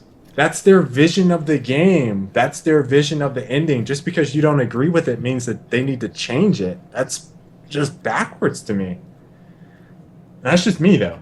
Again, I'm used to something completely different. Like just completely different. K-Rod asked best major for college for entering the game industry. We've answered that before. It's computer science. Computer science. By far. It's flexible. Can we get a Star Citizen update from Arctic? Sweet Chin, were you here last week? Well, I said I've done my backing. I've been checking stuff. What video did I watch most recently? I think it was stuff that they already had. Like they're getting ready for their dogfighting module at PAX. I believe is where they're going to show it off. So they seem pretty hype about that. That's my only update. Yeah. So last week I actually bought. I'm a backer now. I didn't do the plan. I'm going to buy a ship. I think I'm going to get the $30 ship. The $55 ship looks nice, but I'm going to get the $30 ship. On top of that, I'm a subscription backer too. That's the best kind. So I'm $10 a month. I can cancel anytime. If they go south, You're gonna buy the cheap. You're gonna buy the cheap ship and losing on the dogfighting simulator once it's up. You're just I'm going to be the best $30 ship people have ever seen. They're going to be talking about me across the universe. Gonna lose, I will man. be a legend in the galaxy, Colin. Question: Are you going to play Ghost Recon Phantoms? We actually both played it. Oh no! I just timed out Kupo. How do I undo that? I'll do it. There we go. I think I got Kupo back. Sorry, Kupo. I was trying to get the spammer. What's the spammer saying? KFC over and over. Oh, It's pretty good. I enjoy. Was he trying to be? Is he trying to that subtle? I think it's supposed to be the subtle racism, but I Subtle personally, racism. I personally enjoy KFC. Ah. Sometimes. No, here's the thing. I like the That's all tenders. said. I like the tenders without the breast. He likes KFC sometimes. I actually don't like KFC at all. So how about that? How about that, you motherfucker? All about that I don't Chick-fil-A, even like though. KFC, bitch. All about that Chick-fil-A, though. Don't try to act like you don't like chicken. I like chicken. I don't like KFC chicken, motherfucker. Now what? Trying to confuse me with the other dude. Maybe he was just trying to say that I like KFC. Maybe he's. You know, did you get where I was going with that? Yeah. Samuel L. Yeah. Getting confused with Denzel? No, it wasn't Denzel. It was, I want to say Morgan Freeman. It wasn't him. Morpheus. Who's Morpheus? Oh, yeah. I can't remember that dude's name. His name. He's pretty much just been Morpheus. I'm just saying Morpheus. And he was in the commercial. The car I commercial. cannot remember his name. Yeah. Popeyes. Those biscuits. Yeah, Mediac. We talked about the Linkin Park Project Spark thing a couple weeks ago. It's pretty cool. The music trailer video game. Kind of excited for their new album, too. Lawrence Fishburne. Thank you. Haven't cared for anything recently. There's been no news on Evolve. I haven't seen anything new.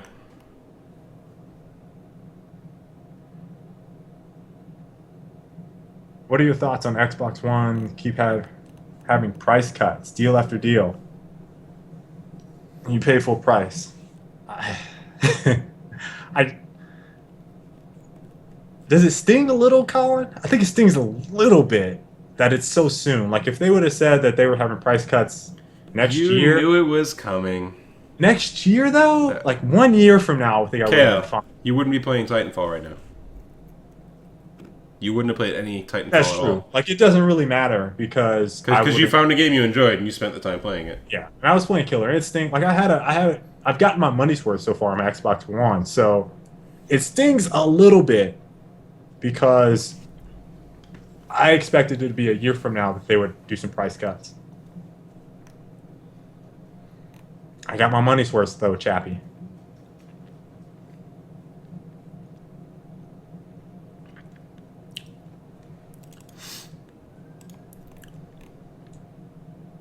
Am I still playing KI? I have not played recently.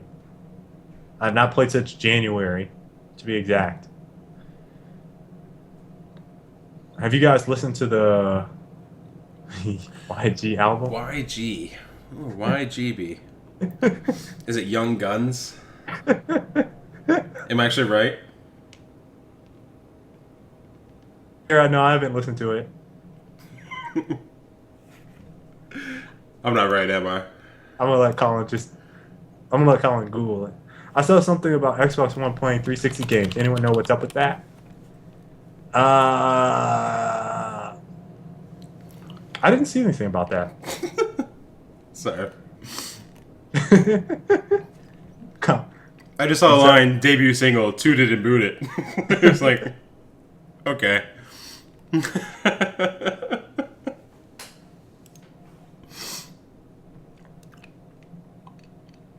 Am I gonna buy a Wii U for Smash? Nope. Nope. Can't buy it. Can't buy it. It's just not worth the investment to me. What are your thoughts on Capcom's failed attempt in the mobile gaming market? I haven't really followed anything, so I can't say anything. I haven't been following Capcom mobile stuff, Armada. I have, however, followed Nintendo's successful entry into the Nintendo market with their little free-to-play game that you pay $10 per game for, but it's supposed to be mad fun. Mad successful, too. So I don't know about Capcom, but I did read about Nintendo's. I wish I remember the game name. Dog something. How's the Titanfall team doing? We're sporadic right now. It's tense, probably Tense and Colin might be playing the most. Bobo's probably close. My brother was out a week, and he's back tonight. I think he's playing right now. No one's super motivated without being able to do better matches and matchmaking. Oh, I'm super motivated. I mean, I'm still hyped to play, but got them vids rolling out. I've also been sick all week. It sucks. Just give me Payday 2 for 3 or 3 on the Xbox One. That's another co-op game, Colin. Dang it. Missed that one. Which one? Payday 2. Oh, yeah.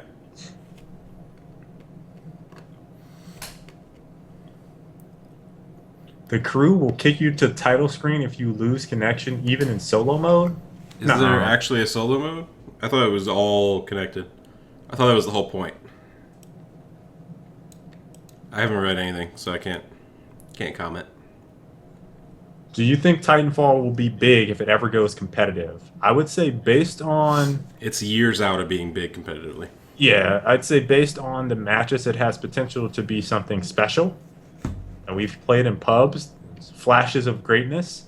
But until we get some private matches and stuff going, we can't really say for sure. And my concern is that teams that are looking for it to be big right away are going to be disappointed that they have to actually grind it out for a couple years before maybe we see something. Whereas for us, I mean, we don't really have anything that we're kind of looking for. Like there's Destiny, Division, all the games that we want to play aren't ultra competitive. And like even the new Gears, who knows? I'll be probably 31 years old when the new Gears comes out. My daughter will be 3. You're going to reverse age? Yeah, Old man.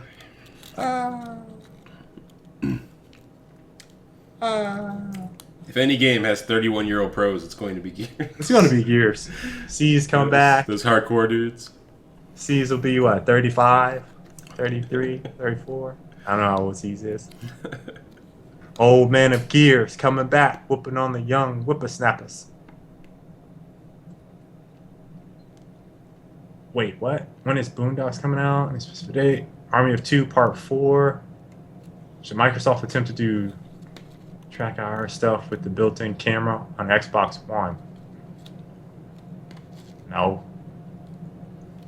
I don't know. We have the chat kind of blowing up a little bit. I highly doubt private matches have anything other than map and mode selection for Titanfall. They said Map basic mode private time? matches. Maybe time. Map Probably time? not time. That's all I'm expecting. We talked about the competitive Titanfall, what it needs a few weeks One ago. lights. That's right. Tom Brady. He's pretty old, man.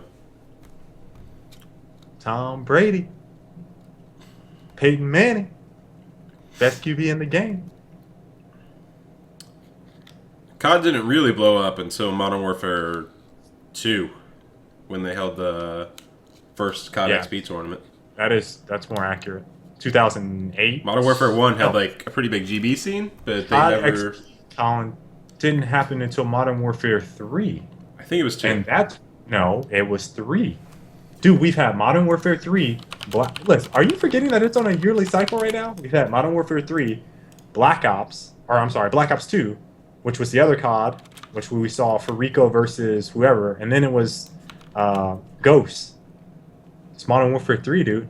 Modern Warfare 2 was the first time that they actually struggled to get LAN support on Modern Warfare 2 Before for it came out. MLG events back in 2008 or whatever it was. So Call of Duty had a lot of time to grow. The thing that made it so great, I think, when it blew up was that the teams and players associated with the competitive community built huge, massive followings because the game was so popular before anything else. So when they got that opportunity to be in the limelight, it was like mega big. Everything was already in place. Yep.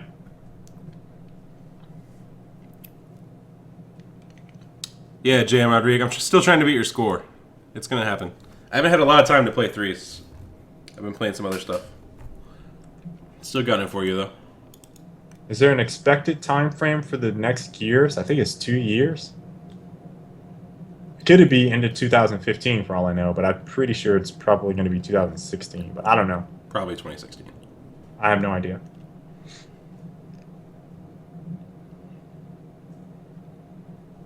Will Star Wars Battlefront be competitive? Hell no, but we're going to play the shit out of that, Koopa. Me and Colin on it all day. Never know, man. They might have that 1v1 Jedi battle mode. I'm just going to shoot him. Be legit. I'm just going to shoot him, Colin. It's going to be a Jedi.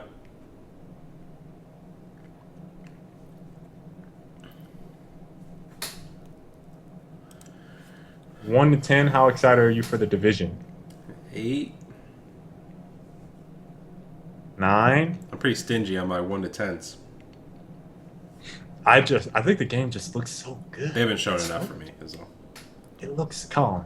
Yeah. Well, you know what? They haven't shown much. As long as they don't pull the Watch Dogs.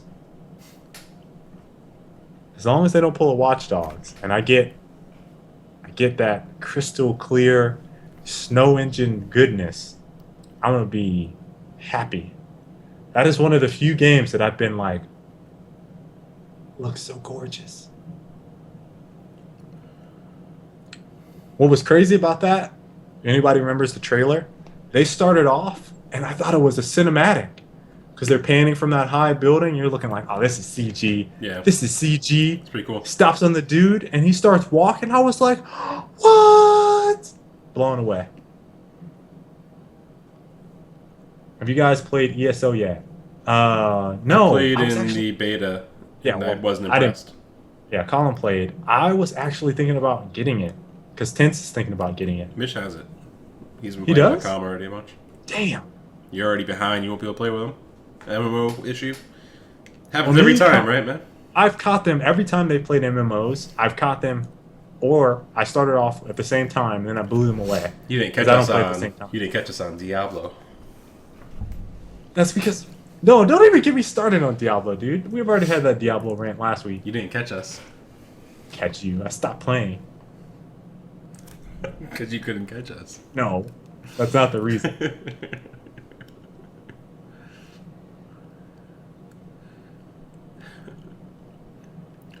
Division looks amazing. I said if it's survival aspect. Sounds like they might not have the survival aspect of it. From sounds like it'll be very light, if anything. Like you won't have to eat and drink or anything like that. You want Witcher 3? Make it happen? I might get some Witcher 3. If Colin gets it, I'll get it. I think it's single player though, but if Colin gets it, I'll get it. I'm still sitting on Witcher 2. Remember how I bought it a while back and I started Yeah. playing it? Haven't gone back. I got my 760 now. I bet it looks amazing. I enjoy playing it. It's just I think playing on a PC for me is just not the way to play RPGs. Like I need to Why? be able to have it on a big screen and kick back. I just can't sit for like longer than like 2 or 3 hours playing an RPG. I know it makes no sense because I sit there playing an intense ass shooter for 4 or 5 hours. Yeah, like be on high octane. That's the with issue. Like your I can't relax playing an RPG in like a desk and a desk chair. That's just odd, dude. You can't relax playing a game for a long period of time, but you'd rather be on stress point on tilt, Yeah. and then you play for hours on end. Yeah. I perform well under pressure. And No. and poorly under no pressure. You have to put me under pressure for maximum performance. Wait, yes, it's single player. You see, wait, for anybody that doesn't know, Colin struggles playing single player games. If this is your first episode, we've talked about how many games Colin has completed on single player, and I think he could not get past the number 5 on his hand for his lifetime. He struggled Not for to get to lifetime. It was for No, recent. you struggled, Colin. You couldn't name. It was for Colin, recent. Like we didn't go back to my olden days of childhood. You couldn't name 5 games. But yeah, I couldn't name 5 modern games that I played.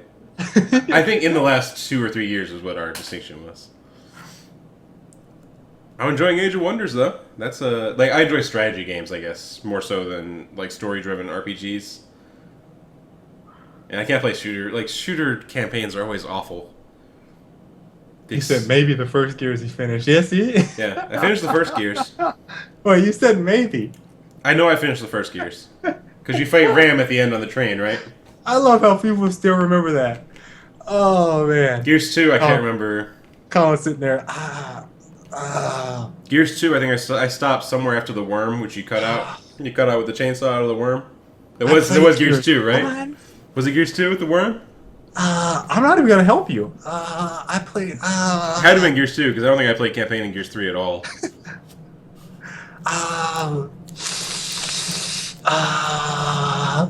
Thousands of hours. You were struggling so hard. It was so funny. Oh man, that episode had me in tears. But when I was younger, man, I played like Baldur's Gate. I played Wild Arms a shit ton. Played Final Fantasy games. Like I played tons when I was younger. Spoilers. Sorry, you fight General Ram at the end. They kind of spoiled that with their DLC for Gears, for a future Gears, which had Ram. Ram Shadow. Was that Gears 2? I think that's right. Gears 2. I didn't play that DLC either. It was like a 1-hour campaign DLC. I didn't play it. Oh, God, you're so terrible. I beat Bioshock though. 1 and Infinite, not 2. You're one of the worst. I beat This Mass is so Effect sad. 1 and 2. Haven't played 3 yet. You're not a complete gamer. Just saying, there's games out there. It's just not a lot. On that note, guys, we're gonna head out because we're already at 2 hours for the 2 show. hours. 2 hour long show, and I have to import this one from Twitch, so cut it long. I'm having fun tonight, but You're going over to PAX tomorrow, right? yeah, heading out to PAX East. Tomorrow I'll leave at 3:30, so I won't be back till Monday. So no streams. I'm gonna try to line up some YouTube content so people get their Titanfall fixed. Maybe post some other stuff up there. Need to get around and try and get some hands-on time so we can talk about it on Tuesday. Yeah, I try to play a couple of games. If you guys have any suggestions on YouTube, if you make it to the end of the show, any suggestions, leave them down in the comments for what you guys want me to try out, and I'll be looking at that and trying to post some stuff. Cool. Yeah. Let's go ahead and bounce out of here then. Thanks for watching, everyone, and see you next week.